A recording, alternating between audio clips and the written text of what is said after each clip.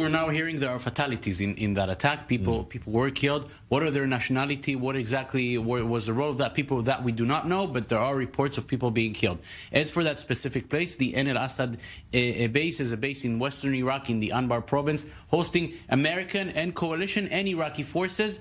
Who was exactly the target, we do not know. There's also no claim of responsibility, although the finger clearly points at Iraqi pro-Iranian militias. They've targeted this place before. This is the same place that was targeted just over a year ago. That was the Iranian retaliation against U.S. forces after the killing of Qasem Soleimani, was also in that place. And the finger now points at pro-Iranian militias as well.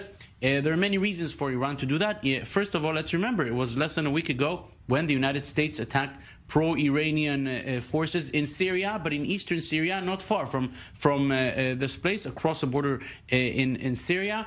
And let's remember, Iran is constantly having a campaign trying to basically expel the American forces from there. It would be a huge achievement for Iran to see the American forces out of this place. They're basically, the American presence there is preventing Iran from creating this much wanted corridor they want to create from Tehran through Baghdad into Syria, into Lebanon, basically from Tehran and to the Mediterranean. What's preventing them from doing that is exactly that American presence in Iraq. They clearly want to see the Americans out of there. That is why the usual suspect in this place, in this case, would be Iraqi militias, but pro-Shia, pro-Iranian militias. How many American troops are still based in the Gulf, in Iraq specifically, and then in the general area? If we're speaking about Iraq, we're speaking of a few thousand, 3,000, 4,000 or so.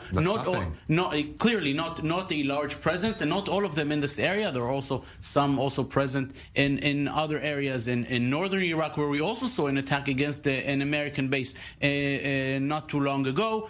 There are still a number of American forces. During the days of Donald Trump, some of the American forces in the area were deployed back to the United States, but there's clearly still an American presence, not a big one, but one that clearly bothers Iran and its proxies in the area. Okay, and last, really, just in a sentence, how is Biden looking to handle the troops there, sending more, bringing those back home, or leaving things as is? Unclear yet. Let's remember, as of now, it's 3 a.m. in Washington, so no official American response there. Iran is clearly sending messages to America: deal with us, and deal with us now. We want the sanctions imposed by the Trump administration being taken away. Biden may want to focus in America first, with the COVID pandemic in America. Tehran is sending messages all the time, and this could be one of them: deal with us and do it now.